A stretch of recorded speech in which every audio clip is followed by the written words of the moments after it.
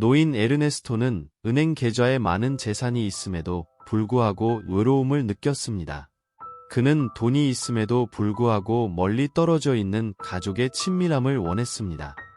그러나 그는 19세 소녀 이사벨라를 만났고 곧 자신의 재산 중 일부를 그녀에게 물려주겠다고 약속했습니다.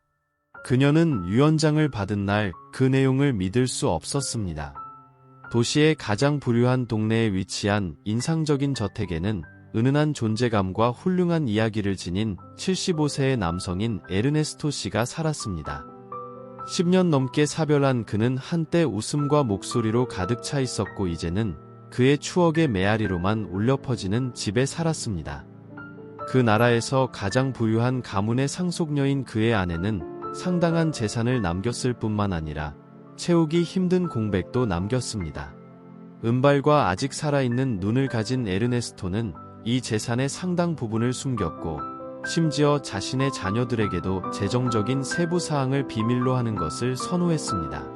에르네스토에게는 5명의 자녀가 있었는데 모두 자신의 삶에서 성공했지만 아버지와는 거리가 멀었습니다. 그들은 직업과 가족으로 바쁘기 때문에 그를 거의 방문하지 않았으며 그를 더욱 깊은 외로움에 빠뜨렸습니다. 에르네스토는 어린아이들이 복도를 뛰어다니고 커다란 마호가니 테이블에 둘러앉아 가족들이 식사하는 모습으로 집이 꽉 차 있던 시절을 그리워했습니다.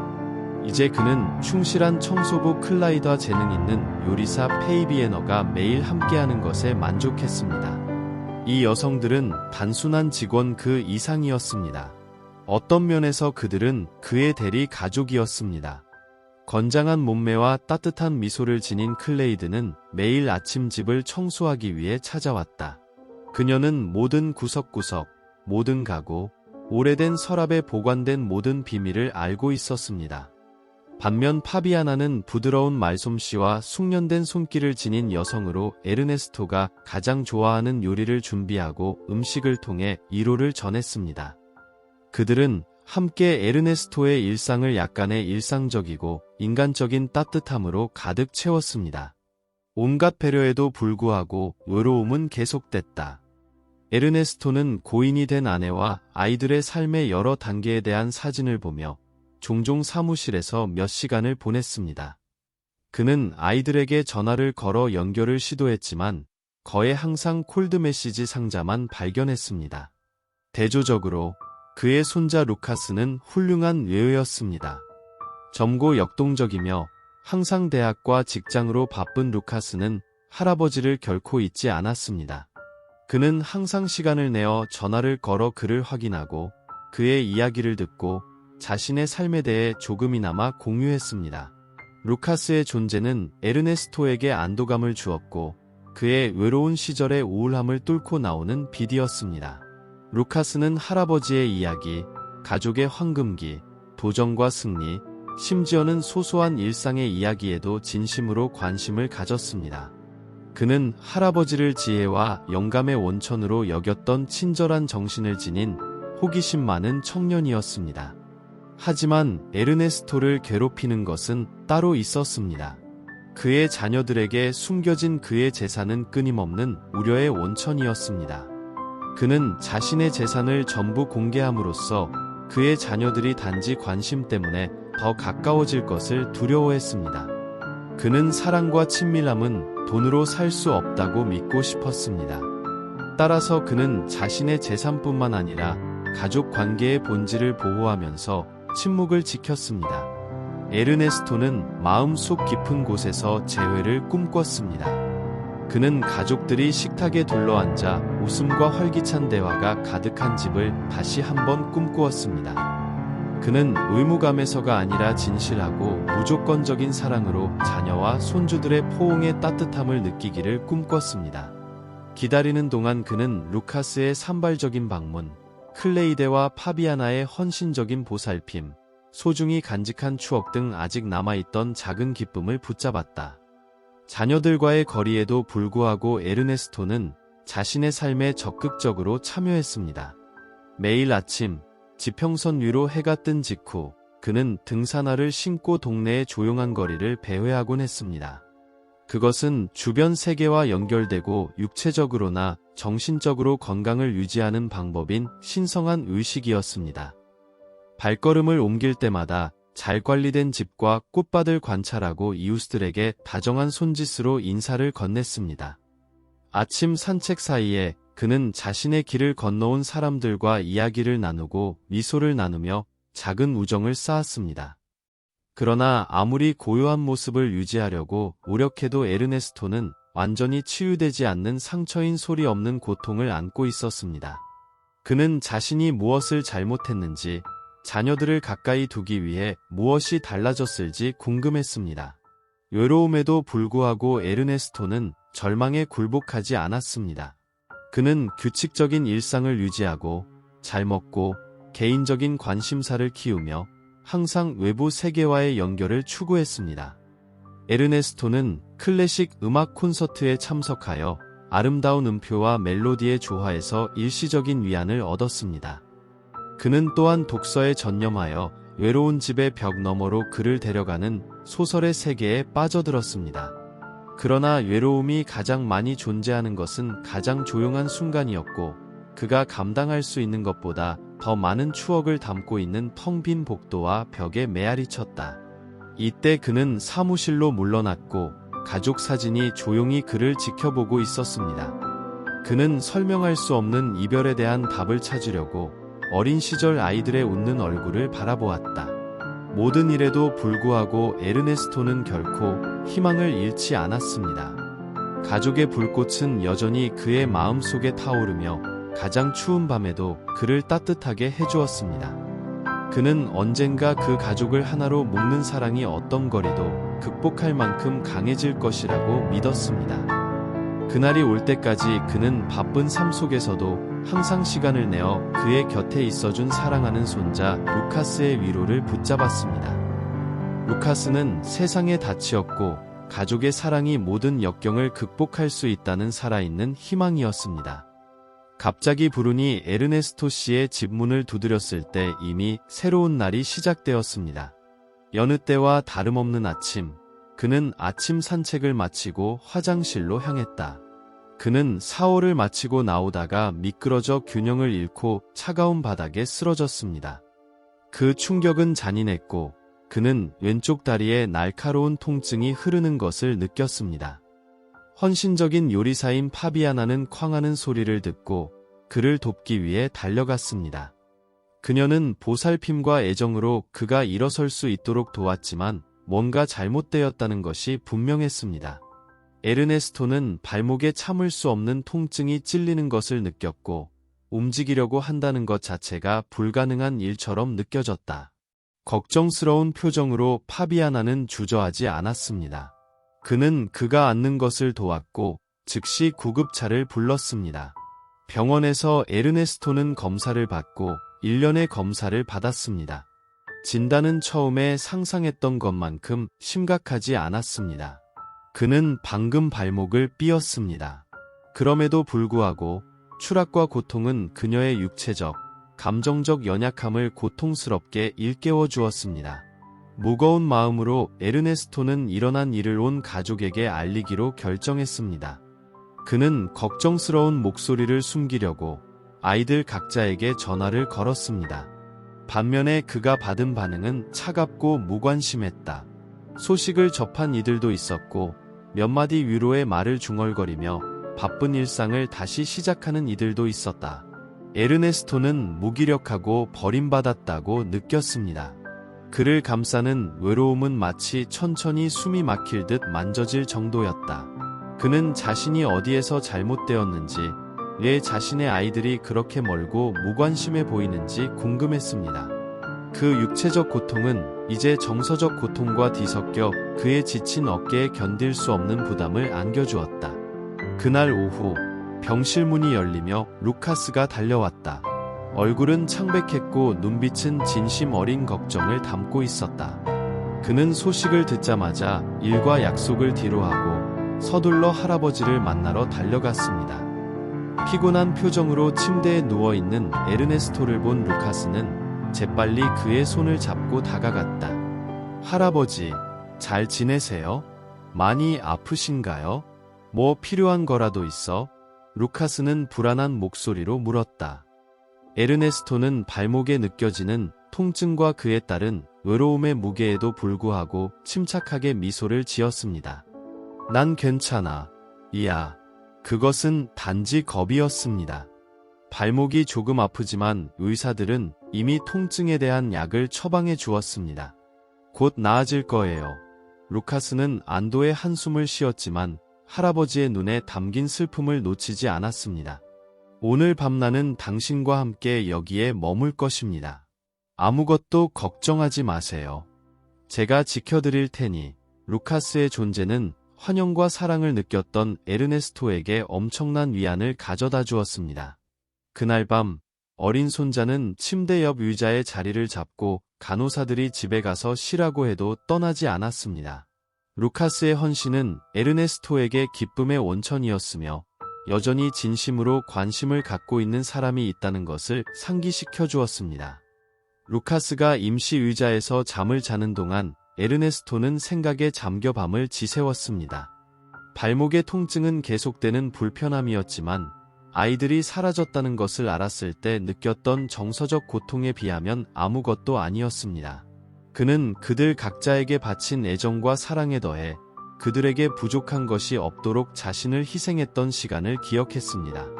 그러나 이제 그는 이 모든 노력이 아무 의미도 없는 것처럼 버림받았다고 느꼈습니다. 저 의자의 불편함을 느낀 에르네스토는 루카스의 존재에서 위로를 찾았지만 외로움의 상처는 여전히 그의 마음속에 고동쳤다.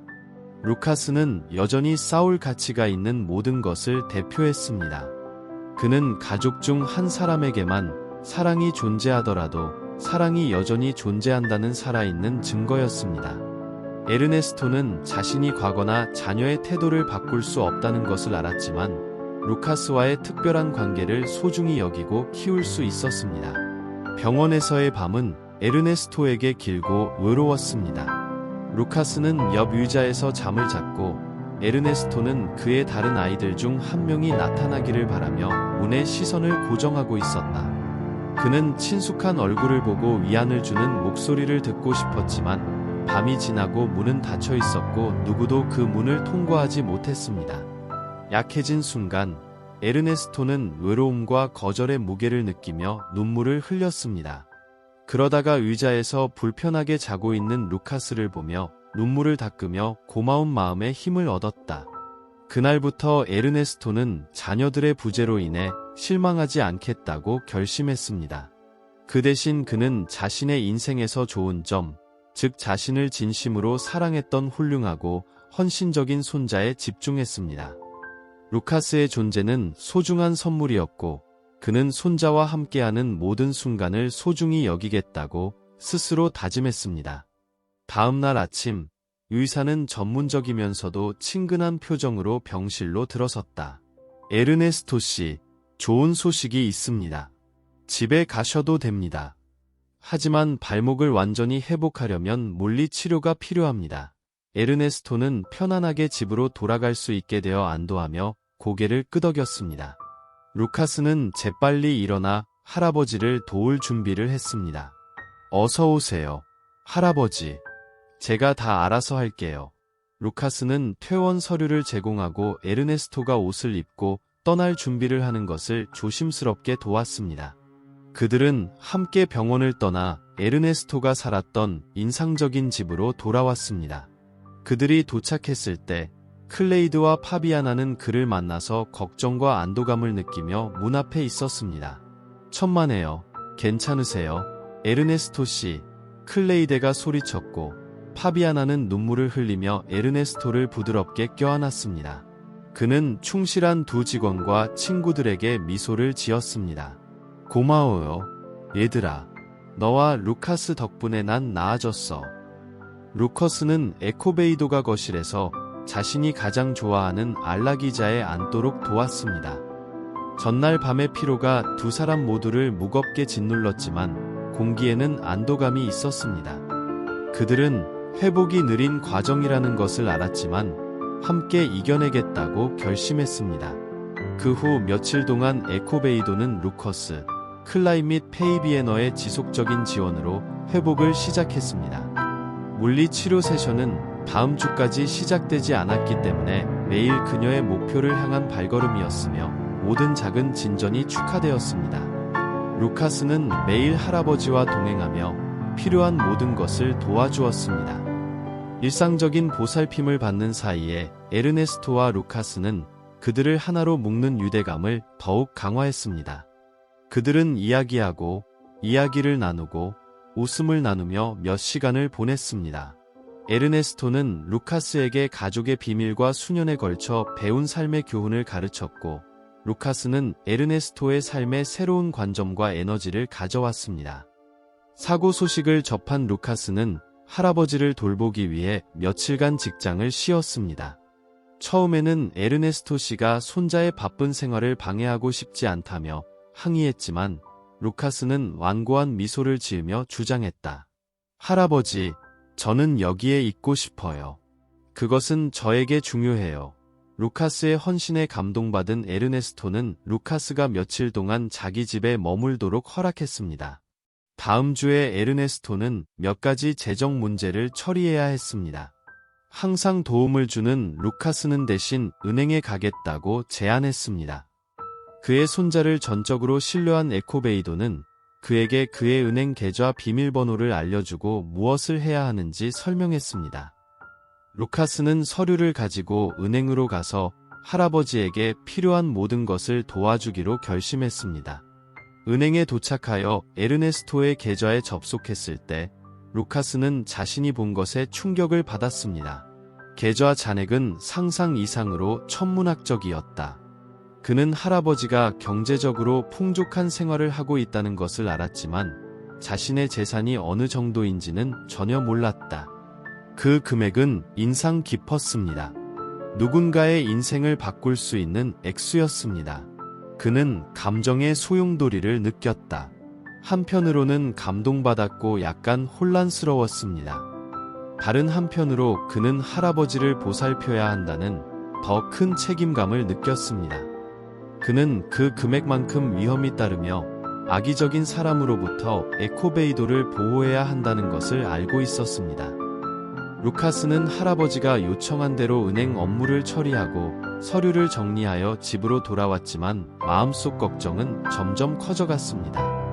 집에 도착했을 때 그는 에르네스토가 거실에 앉아 책을 읽고 있는 것을 발견했습니다. 할아버지는 루카스가 들어오는 것을 보고 고개를 들어 미소를 지으셨습니다. 모든 일을 해결했느냐? 이야? 루카스는 고개를 끄덕였지만 그의 눈에는 불안한 기색이 감춰지지 않았다. 할아버지. 다 정리가 됐는데 통장에 잔액이 남아있어서 깜짝 놀랐어요. 돈이 그렇게 많은 줄은 몰랐어요. 에르네스토는 한숨을 쉬고 책을 덮어 무릎 위에 올려놓았다. 나는 당신이나 당신의 삼촌들이 내 재산이 얼마나 되는지 알기를 결코 원하지 않았습니다. 당신의 할머니, 하느님 맙소사, 영혼을 쉬게 해주세요. 당신의 할머니는 이 나라에서 가장 부유한 가문의 상속녀였습니다.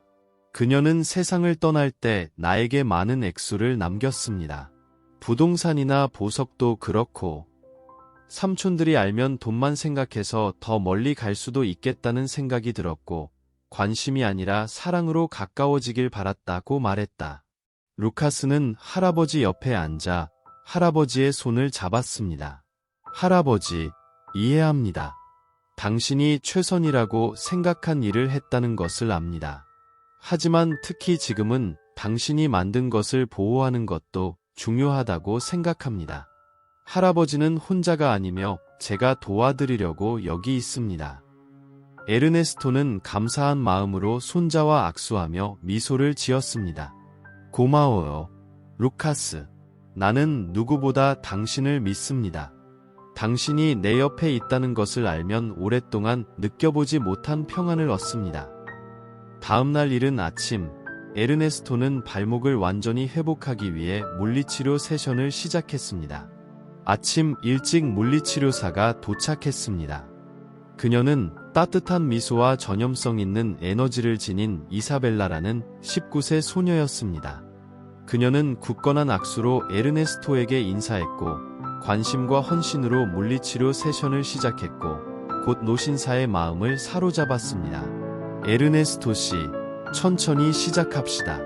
알겠어요? 편안하고 안전하게 지내실 수 있도록 해주고 싶어요 라고 그녀는 자신을 소개한 뒤 말했다. 에르네스토는 고개를 끄덕였고 즉시 그 젊은 여자와 함께 있는 것이 마음이 편해졌습니다. 세션 동안 이사벨라는 에르네스토의 삶과 경험, 삶의 이야기에 대해 질문하면서 활기차게 이야기했습니다. 이사벨라는 자신이 말하는 내용에 진정한 관심을 보였으며 이로 인해 에르네스토는 마음을 열고 자신의 인생에서 가장 기억에 남는 순간을 공유하게 되었습니다. 운동과 스트레칭 사이에 그는 자신의 젊음, 죽은 아내를 어떻게 만났는지, 자녀 양육의 기쁨과 어려움에 대해 자세히 설명했습니다. 당신은 집이 아주 아름답습니다. 에르네스토 씨. 이사벨라가 잠시 말을 멈췄습니다. 장식의 디테일이 정말 마음에 듭니다. 모든 것이 너무 따뜻하고 우아해요. 에르네스토는 자랑스럽게 웃었다. 고맙습니다. 이사벨라. 제 아내는 세련된 취향을 갖고 있었습니다. 그녀는 모든 세부 사항을 잘 처리했습니다. 이제 이 집은 그녀의 사랑과 헌신을 끊임없이 상기시켜 줍니다. 그 후 며칠 동안 이사벨라는 더 많은 물리치료 세션을 받기 위해 다시 돌아왔습니다. 매번 만날 때마다 그들 사이의 유대감은 더욱 강해졌습니다. 이사벨라는 에르네스토의 관심사, 열정, 꿈에 대해 물어보았습니다. 그는 회사와 자신의 이야기와 지혜를 공유할 수 있는 기회를 좋아했습니다. 에르네스토 씨, 당신의 인생에 관한 책을 쓰는 것에 대해 생각해 본 적이 있습니까? 당신의 이야기는 매혹적입니다. 라고 이사벨라는 세션 중 하나에서 제안했습니다. 에르네스토는 고개를 저으며 웃었다. 생각해 본 적은 없지만 흥미로운 아이디어네요. 언젠가 당신의 도움으로 이 이야기를 종이에 쓸 수 있을지도 모릅니다. 이사벨라가 미소를 지었다. 저는 돕고 싶습니다. 많은 사람들이 당신의 여정에서 영감을 받을 것이라고 확신합니다. 물리치료 세션은 에르네스토 시대의 하이라이트가 되었습니다. 그가 느낀 신체적 개선뿐 아니라 이사벨라와 형성한 유대감 때문이기도 했습니다. 그녀는 그의 일상에 새로운 빛을 가져다 주었고 그때까지 그가 몰랐던 것이 빠졌습니다. 루카스는 또한 할아버지의 성향의 차이를 알아차렸습니다. 할아버지, 물리치료로 좋은 결과를 얻고 계시네요. 이사벨라에서 좋은 친구를 찾으신 것 같군요. 에르네스토는 손자를 향해 미소를 지었다. 그렇습니다. 루카스, 이사벨라는 매력적인 젊은 여성입니다. 그녀는 나에게 아직 살아야 할 것과 싸워야 할 것이 많다는 것을 상기시켜 줍니다. 그리고 그녀의 방문은 나의 외로운 영혼에 진정한 안도감을 줍니다. 루커스의 끊임없는 지원과 이저벨러의 세심한 관심으로 에코베이도는 자신의 삶을 새로운 눈으로 보기 시작했습니다. 그는 과거의 부재와 고통에도 불구하고 여전히 경험하고 공유할 것이 많다는 것을 깨달았습니다. 그는 생겨나는 작은 기쁨과 새로운 우정을 소중히 여기며 매 순간을 최대한 활용하기로 결정했습니다. 날이 계속해서 흐르고 에르네스토는 점차 회복되었습니다. 각 세션마다 이저벨러는 그가 한 단계 더 나아가 새로운 목표를 달성하도록 격려했습니다. 작은 승리를 거둘 때마다 에르네스토는 육체적으로뿐만 아니라 감정적으로도 더 강해졌음을 느꼈습니다. 몇 번의 세션 후에 에코베이도는 이저벨러의 눈에서 단순한 직업적 관심을 뛰어넘는 특별한 반짝임을 발견했습니다. 어느 날 세션이 끝날 무렵 그녀는 예상치 못한 초대로 그를 놀라게 했습니다. 에르네스토 씨, 오늘 저녁에 저랑 같이 저녁 드실래요? 이사벨라는 미소를 지으며 물었다. 부드러운 미소를 지으며 에르네스토는 깜짝 놀랐고 눈썹이 치켜올랐다. 나요? 나 같은 늙은이가요? 당신 같은 어린 소녀가 왜 나와 데이트하고 싶어 하겠어요? 그는 이사벨라가 정말로 원하는 것이 무엇인지 확신할 수 없어 정말로 혼란스러웠습니다. 이사벨라는 이해심과 부드러움으로 가득 찬 눈으로 더욱 미소를 지었습니다. 몸은 늙어도 정신은 항상 젊습니다.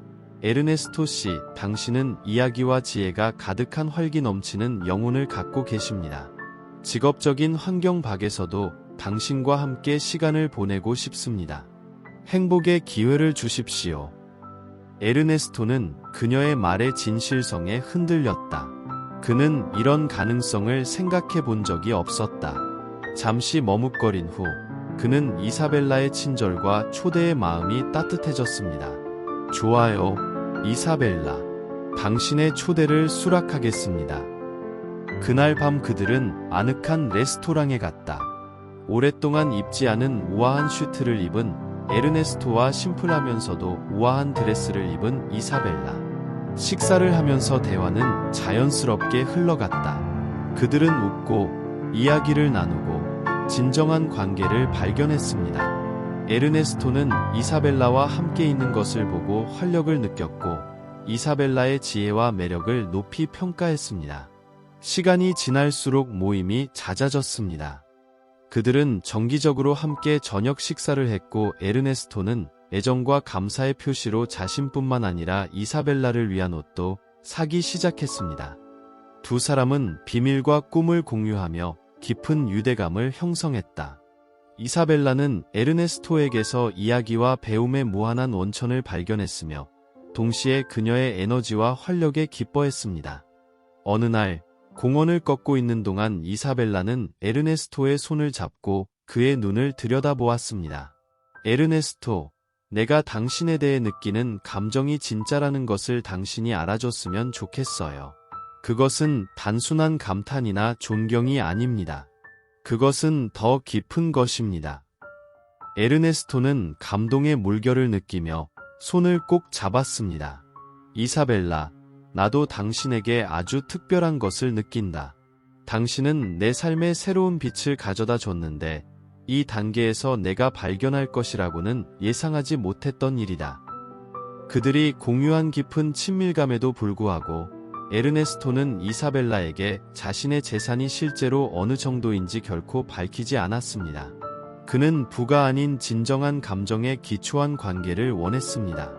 그는 은행 계좌의 실태를 숨긴 채 검소한 생활을 이어갔다.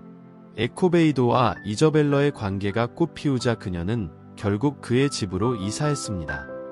에르네스토는 그녀의 존재로 인해 활력이 넘치고 행복이 가득하다는 느낌을 받았습니다. 그러나 에르네스토의 아이들은 이사벨라의 변화를 눈치채지 못하고 이사벨라의 의도에 의문을 품기 시작했습니다. 그들은 한 명씩 이사벨라를 찾아다니며 우려와 의심을 표명했습니다. 그들은 그녀가 인간으로서의 아버지가 아니라 에르네스토의 재산에만 관심이 있다고 생각했습니다. 그러나 에르네스토는 이사벨라에 대해 느꼈던 사랑과 이사벨라를 자신의 삶에 두기로 한 자신의 선택을 옹호하면서 확고한 결정을 내렸습니다. 루카스는 할아버지가 행복해지기를 간절히 바랐지만 루카스도 마음이 찢어졌습니다. 한편으로 그는 이사벨라가 에르네스토의 삶에 가져온 기쁨을 보았습니다. 하지만 한편으로는 부모님과 삼촌들의 걱정도 이해했습니다. 그는 할아버지와 이사벨라 사이의 진정한 사랑을 믿고 싶었지만 그의 마음속에는 의심이 남아 있었습니다. 몇 달이 지나면서 에르네스토는 이사벨라와의 관계로 인해 가족에게 불편함과 긴장이 생겼다는 것을 깨달았습니다. 그는 그들의 우려를 이해했지만 이사벨라와 나눈 사랑에 대한 그의 확신은 흔들리지 않았습니다. 어느 날 에르네스토는 루카스에게 전화를 걸어 진지한 대화를 나눴습니다. 거실에 앉아 에르네스토는 손자의 눈을 진지하게 바라보았습니다. 그는 말을 시작하기 전 심호흡을 했고 자신이 하려는 말의 무게를 느꼈다. 루카스, 얘야, 너한테 꼭 말해주고 싶은 게 있어. 모두가 충격을 받을 수도 있는 얘기야. 그의 목소리는 약간 떨렸지만 꾸준히 계속했다. 나는 이 집을 팔기로 결정했습니다. 루카스는 그 사실을 예상하지 못한 채 놀라움으로 눈을 크게 떴습니다. 그는 당혹감과 호기심이 뒤섞인 표정으로 할아버지를 바라보았습니다. 집을 팔아요? 그런데 왜요? 할아버지? 에르네스토는 자신이 갖고 있는 비밀의 무게를 느끼며 한숨을 쉬었습니다. 나는 더 이상 이 집을 유지할 수 없다. 우리가 여기서 사는 생활 방식을 더 이상 지지할 수 없다. 나는 돈이 없다. 루카스는 이 사실을 알고 충격을 받았습니다. 그는 에르네스토의 재산이 엄청나다는 것을 알고 있었지만 그것이 위험에 처해 있다고는 상상도 하지 못했습니다. 그는 할아버지의 말을 처리하면서 잠시 침묵했다. 그런 다음 그는 결단력 있게 에르네스토에게 다가가 그의 손을 잡았습니다. 할아버지, 무슨 일이 있어도 제가 옆에 있을게요. 필요한 건 다 도와드릴게요. 돈 걱정 말고 우리 집에 오세요. 고맙습니다. 루카스. 무슨 말을 해야 할지 모르겠습니다. 에르네스토가 감사의 마음으로 대답했습니다. 며칠 후 루카스는 상황의 정면으로 맞서기로 결정했습니다. 가족 그룹에 간단한 메시지를 올렸는데 큰 영향을 미칠 것입니다. 에르네스토 씨는 더 이상 돈이 없기 때문에 집을 팔고 내 아파트로 이사하기로 결정했습니다. 이 소식은 들불처럼 퍼졌고 머지않아 가족 모두가 충격과 우려의 표정을 지으며 에르네스토의 집에 모였습니다. 에르네스토의 5 자녀는 즉시 그를 둘러싸고 설명을 요구했습니다. 아빠, 무슨 일이에요? 집을 왜 팔아요? 큰아들이 물었다. 에르네스토는 곧 나올 말의 무게를 느끼며 심호흡을 했다. 얘들아, 난 돈이 없어. 너희 엄마가 나한테 남겨준 돈이 다 없어졌어. 잠시 긴장된 침묵이 흘렀고 놀라서 헐떡이는 숨막히는 소리만이 깨졌습니다. 에르네스토의 아이들은 자기들이 듣는 말을 믿을 수 없어 놀라서 그를 바라보았습니다. 무슨 말이야? 아빠? 이게 어떻게 된 일이야? 막내딸이 물었다. 에르네스토는 부끄러움과 슬픔을 느끼며 눈을 내리깔았습니다. 나 돈에 조심하지 않았어. 과하게 쓰고 안 되는 일에 투자했는데 이제 남은 게 하나도 없어. 그 소식은 가족에게 폭탄처럼 떨어졌고 모두를 놀라게 하고 방향 감각을 잃게 만들었습니다. 그들은 항상 안정과 안정의 상징으로 여겼던 집을 둘러보았으나 이제는 곧 팔리게 되었습니다. 상황의 현실이 시작되었고 그들은 자신들이 알고 있던 삶이 곧 바뀔 것임을 깨달았습니다. 에르네스토는 자신이 느끼는 고통과 좌절감을 반영하며 후회하는 표정으로 깊은 숨을 쉬었습니다. 그는 슬픔과 분노가 뒤섞인 눈으로 아이들을 바라보았습니다. 당신은 지금 여기에 집의 몫을 요구하고 있는데 내가 가장 필요할 때 당신은 어디에 있었습니까? 내가 병원에 있을 때 회복을 위해 싸우고 있었습니까? 루카스만이 내 옆에 있었습니다. 당신은 나에게 한 걸음도 다가오지 않았습니다. 당신은 나를 방문하지 않았고 그들은 내가 어떻게 지내는지 신경 쓰지 않았습니다. 그리고 이제 내가 살아남기 위해 집을 팔고 있기 때문에 모두가 자신의 몫을 요구하기 위해 나타납니다. 무거운 침묵의 순간이 왔고 그 순간 에르네스토의 말이 진실이라는 사실이 참석한 모든 사람 위에 그림자처럼 공중에 떠 있었습니다. 에르네스토의 아이들은 죄책감의 무게를 느끼며 아래를 내려다보았습니다. 가장 먼저 침묵을 깬 것은 큰 아들의 목소리에 아쉬움이 가득했다. 아빠, 저희가 실수했어요. 아빠가 얼마나 마음을 아프게 했는지, 아빠가 우리를 얼마나 필요로 했는지 우리는 몰랐어요. 용서해주세요. 에르네스토는 아들의 진심 어린 감정과 과거의 어려움에도 불구하고 그들 사이에 여전히 존재하는 사랑을 느끼며 한숨을 쉬었습니다. 그는 천천히 고개를 끄덕이며 대답했습니다. 내 아이들아, 미안하지만 이 집이 내가 가진 전부라는 것을 이해하는 것이 중요합니다. 품위 있게 살 수 있도록 팔겠습니다. 우리가 찾을 수 있기를 바랍니다. 가족으로서 함께 앞으로 나아갈 수 있는 방법입니다.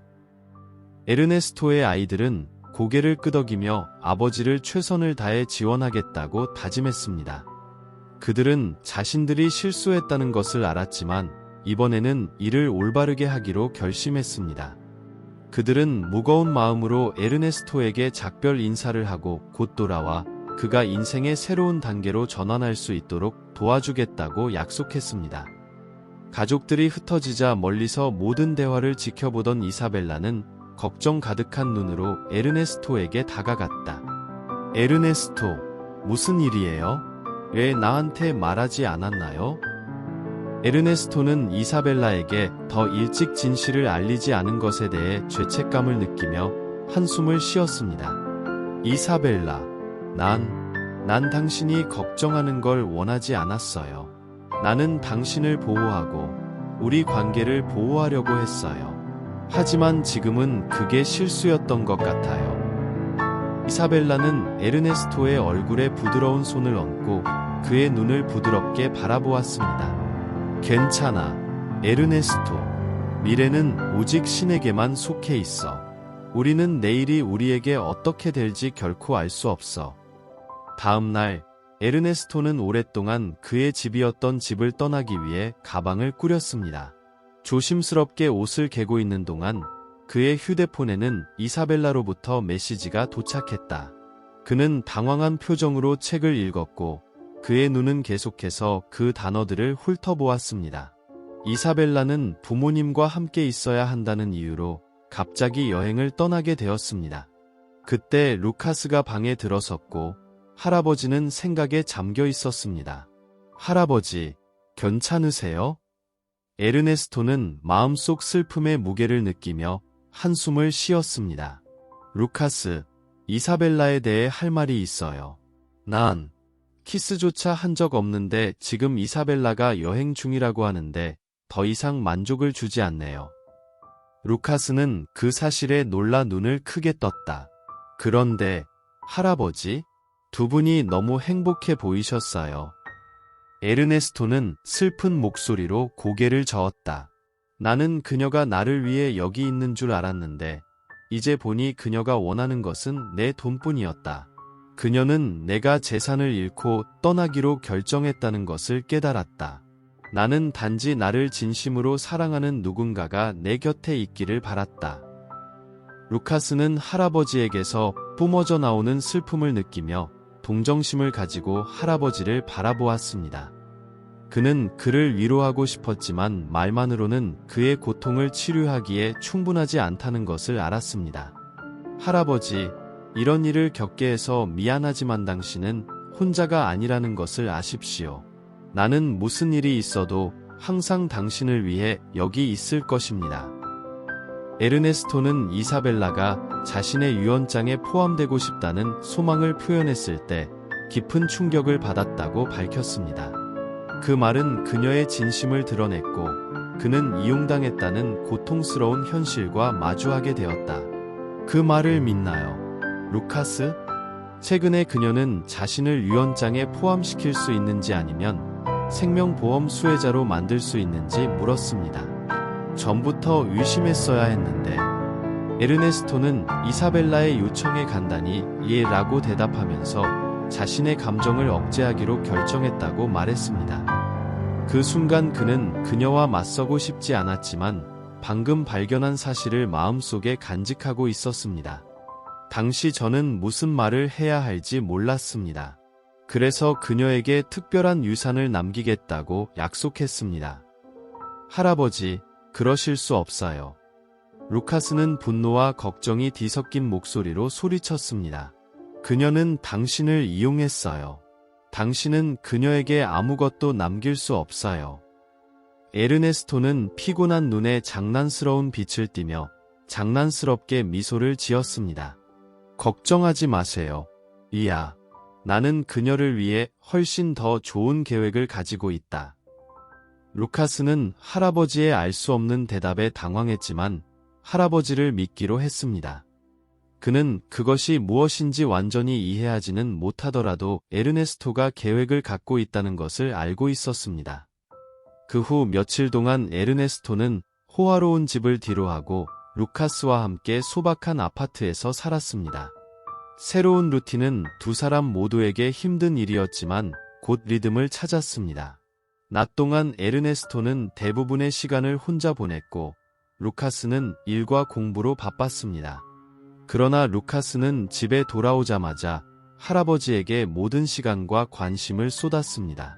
그들은 함께 식사를 하고 텔레비전을 시청하며 다양한 주제에 대해 이야기를 나눴습니다. 시간이 흐르고 새로운 일상이 확립되면서 에코베이도는 특히 주방에서 새로운 도전에 직면하게 되었습니다. 식사를 준비하기 위해 하녀의 존재에 의존했던 그는 이제 스스로 먹고 사는 법을 배워야 한다는 것을 깨달았습니다.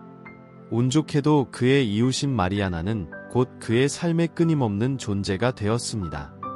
어머니와 함께 옆집에 살았던 22세 소녀 마리아나는 친절하고 도움이 되었으며 항상 기꺼이 도와주었습니다.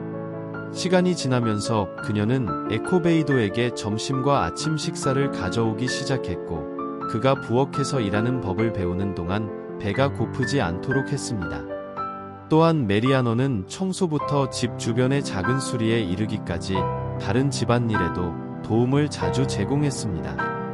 그녀의 따뜻한 존재감과 친절한 미소는 그녀를 에르네스토의 삶에서 사랑받는 인물로 만들었습니다. 시간이 지나면서 그들의 우정은 더욱 강해졌고 에르네스토는 마리아나와 점점 더 가까워지는 느낌을 받기 시작했습니다. 그의 온화함과 친절함은 그에게 자신의 손자 루카스를 생각나게 했습니다. 그는 마음속으로 마리아나를 자신이 존경하고 보호하고 싶은 젊은 여성인 자신의 손녀로 생각하기 시작했습니다. 그는 루카스에게 그랬던 것처럼 그녀에게 이야기와 조언을 나누면서 그녀를 내 손녀라고 다정하게 부르기 시작했습니다. 에르네스토에게 마리아나는 단순한 이웃 그 이상이었습니다. 그녀는 그의 외로운 삶에서 위안과 기쁨의 원천이었습니다.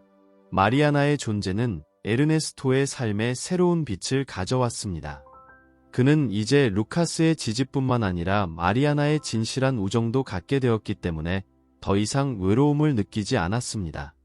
날이 갈수록 에르네스토의 삶은 새로운 방향으로 나아갔습니다. 갑자기 루카스와 마리아나 사이의 관계는 두 젊은 연인 사이에서 큐피드가 된 에르네스토의 현명한 말과 친절한 몸짓에 힘입어 꽃피우기 시작했습니다. 그러는 동안 이사벨라는 절대 일어나지 말았어야 할 과거의 기억을 남기고 자신만의 세계에 빠져 멍하니 자리를 지켰다. 그녀는 다시는 에르네스토를 찾지도 않았고 그가 어떻게 지내는지에 대한 소식을 그에게 보내지도 않았습니다. 세월이 흐르면서 에르네스토는 나이가 들기 시작했고 그의 몸과 정신에는 눈에 띄는 흔적이 남았습니다. 일부 질병은 어느 순간 다가오고 있는 종말을 원치 않게 상기시켜주기 시작했습니다. 마침내 에르네스토가 병의 불가피성을 직면하고 병원에 입원해야 하는 순간이 왔습니다. 그곳에서 그는 계속해서 그의 가장 큰 지원의 원천이 되어준 루카스와 마리아나로부터 끊임없는 방문을 받았습니다. 어느 날 에르네스토는 병원 침대에 누워있는 동안 루카스에게 전화를 걸어 잠시 사적인 대화를 나눴습니다. 그의 피곤한 눈은 수년에 걸쳐 얻은 지혜를 반영했지만 앞으로 다가올 일에 직면한 차분한 평온함도 반영했습니다. 루카스, 내 아들아. 에르네스토의 목소리는 부드럽고 차분했다. 이 세상에서의 나의 여정이 끝나는 것 같아요. 나는 사랑으로 충만한 삶을 살아왔지만 이제 떠날 시간입니다. 루카스는 할아버지의 말씀을 듣고 마음이 가라앉는 것을 느꼈지만 이제 현실을 직시해야 할 때라는 것을 알았습니다. 그는 눈물을 글썽이며 에르네스토의 손을 다정하게 붙잡고 목에 걸린 말을 할 수 없었다. 에르네스토는 손자의 눈을 바라보며 떠날 시간이 가까웠다는 것을 알면서도 자신에게 진정으로 중요한 사람들에 둘러싸여 사랑과 의미가 가득한 삶을 살았기 때문에 마음의 평안을 느꼈습니다. Com ternura, Ernesto transmitiu palavras de conforto e sabedoria a Lucas. Não chore, meu rapaz. Eu estou pronto para partir. Eu vivi uma vida cheia de amor e alegria, e agora é hora de me despedir. Com lágrimas escorrendo pelos rostos, Lucas segurou a mão de Ernesto com firmeza, sentindo a gravidade do momento. Ninguém sabe a hora de partir, murmurou ele entre soluços. Ernesto sorriu com gentileza, seus olhos refletindo uma serenidade que contrastava com a dor de seu neto. Eu sei, meu rapaz, mas sinto que minha hora está chegando. Lucas lutou para conter suas emoções, mas as palavras de Ernesto pesaram em seu coração como uma pedra. Por favor, vovô, não vá. Eu não estou pronto para te perder. Ernesto segurou a mão de Lucas com carinho, transmitindo palavras de conforto e sabedoria. Chore depois, meu rapaz. Eu tive uma vida feliz, fui um pai feliz, e isso é tudo o que importa. Os dois se abraçaram, compartilhando um momento de ternura e despedida. Ernesto então fez um pedido a Lucas, com o coração pesado pelo peso da despedida. Lucas, meu rapaz, eu gostaria que você reunisse toda a família no dia da leitura do testamento. Por favor, prometa-me que você fará isso por mim. Lucas assentiu, incapaz de falar enquanto a dor da perda pesava sobre ele. E eu prometo, vovô. Eu farei isso por você. Alguns dias depois, Ernesto partiu silenciosamente, deixando para trás um vazio que nem mesmo o tempo poderia preencher. Lucas e Mariana ficaram desolados, perdidos em um mar de tristeza e saudade. No dia da leitura do testamento, Lucas convocou todos os membros da família, incluindo Isabela, que apareceu correndo ao saber que Ernesto havia deixado algo para ela. Eles se reuniram em torno da mesa, e suas expressões sombrias refletiam a gravidade do momento. O advogado de Ernesto entrou na sala com uma aura solene, pedindo a atenção de todos para um vídeo gravado pelo próprio Ernesto. Em um gesto cerimonioso, o advogado ligou o vídeo e a figura de Ernesto apareceu na tela. Com a voz ecoando pela sala em um tom de profunda sinceridade e emoção, Ernesto começou: Meus queridos filhos, netos e amigos, há anos eu gostaria de compartilhar com vocês a história da minha vida, meus desejos e meus arrependimentos. À medida que o vídeo prosseguia, Ernesto abriu seu coração, revelando suas lutas internas, sua solidão silenciosa e seu constante anseio por conexão e amor. Ele expressou sua gratidão a Lucas e Mariana, reconhecendo-os como os verdadeiros pilares de seu apoio e felicidade nos últimos anos. Eu tive sorte de encontrar amor e compaixão nos braços de Lucas e Mariana, continuou Ernesto, com os olhos brilhando com gratidão. Eles me deram mais do que eu jamais poderia ter esperado, e por isso eu serei eternamente grato. Ernesto então compartilhou suas razões para anunciar a venda da casa e a escolha de deixar para trás a riqueza material. Ele queria testar o verdadeiro caráter de seus filhos, revelando que, apesar de suas falhas, ele ainda os amava profundamente. Na verdade, eu nunca perdi minhas economias. O dinheiro sempre esteve comigo. Eu inventei a venda da casa como uma desculpa para descobrir quem estava verdadeiramente do meu lado, ele disse após uma pausa. Eu passei os melhores anos da minha vida ao lado de Lucas e Mariana. Eles me ensinaram o verdadeiro significado do amor, da família e da generosidade, e por isso é a eles que eu dedico o meu coração, minha gratidão e minha herança. À medida que o vídeo de Ernesto avançava, revelações surpreendentes começaram a surgir, mudando o curso da herança e provocando uma mistura de emoções na sala. Ernesto, com uma serenidade digna de um sábio, explicou sua decisão de dividir sua herança de forma diferente entre seus entes queridos, enfatizando que, apesar das circunstâncias, seu amor por todos permanecia inabalável. Com clareza impressionante, ele delineou os detalhes da divisão da herança. Metade de seus 15 milhões seria oferecida a Lucas, além da casa que ele tanto amava. Era uma quantia significativa, mas era exatamente o que ele merecia, segundo Ernesto. Por sua vez, 20% do valor seria destinado a instituições de caridade. Os outros 30% seriam divididos entre seus filhos, garantindo que cada um recebesse sua parte justa. No entanto, a surpresa maior estava reservada para Mariana e Isabela. A jovem que havia se tornado sua neta seria agraciada com o seguro de vida de Ernesto no valor de R$1 milhão, um gesto que refletia o amor e a gratidão que ele sentia por ela e que garantiria seu futuro financeiro.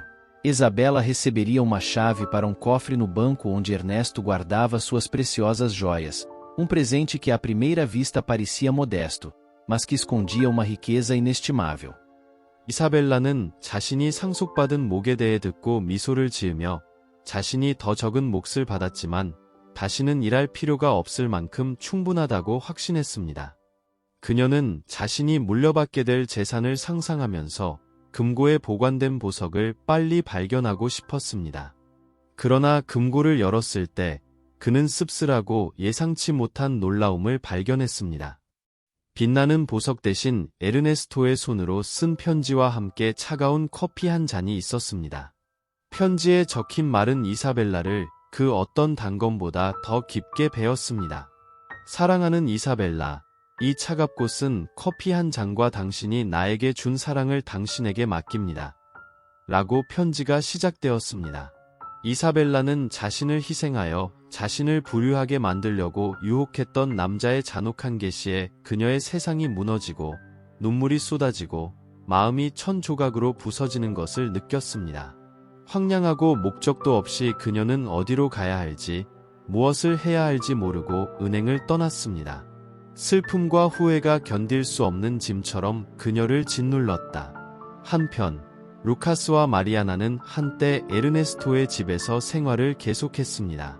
그들은 그토록 사랑했던 남자의 발자취를 따라 에르네스토의 기억을 생생하게 간직하고 그와 함께 보낸 소중한 순간을 기억하고 그가 남긴 사랑과 관대함의 유산을 소중히 여겼습니다.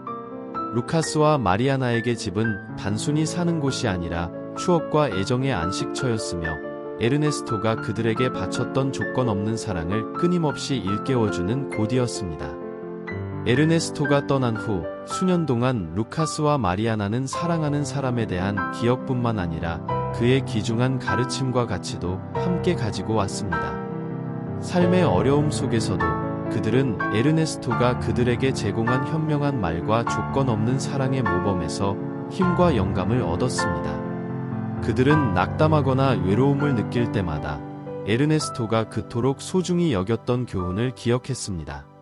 에르네스토는 인생에서 가장 중요한 것은 우리가 사랑하고 우리를 사랑하는 사람들을 옆에 두는 것이라고 말하곤 했습니다. 나머지는 단지 세부 사항일 뿐입니다. 에르네스토에 대한 기억을 마음속에 간직한 루카스와 마리아나는 그가 시작한 사랑과 보살핌의 유산을 이어가며 감사와 기쁨으로 삶을 살았습니다. 그들은 모든 순간을 열정적으로 포용하고 모든 미소, 모든 포옹, 모든 공유 기억을 소중히 여겼습니다. 그들은 어디를 가든지 에르네스토의 정신을 지니고 다니면서 어디를 가든지 친절과 동정심을 퍼뜨렸습니다. 시간이 지남에 따라 루카스와 마리아나는 서로가 있고 그들을 인도할 에르네스토의 기억이 있는 한 인생이 그들에게 던지는 어떤 어려움에도 직면할 수 있다는 것을 알았습니다. 그리하여 에르네스토가 키워낸 사랑과 보살핌의 이야기는 계속 번성하여 그를 아는 사람들의 마음을 밝게 비췄습니다. 지평선 너머로 해가 지면서 루카스와 마리아나는 에르네스토 씨에 대한 기억을 마음속에 생생하게 간직하고 그가 그들을 위해 해준 모든 일에 대해 항상 행복하고 감사할 것이라는 것을 알았습니다. 그래서 이야기가 마음에 들었나요? Emotional Stories 채널은 기하에 참여해 감사드립니다. 동영상의 좋아요를 누르고 채널을 구독하고 스토리에 대해 어떻게 생각하는지 아래에 댓글을 달아주세요. 다음에 친구들이 이 채널을 개발하는 데 도움을 줍니다. 구독과 알림벨을 눌러주세요.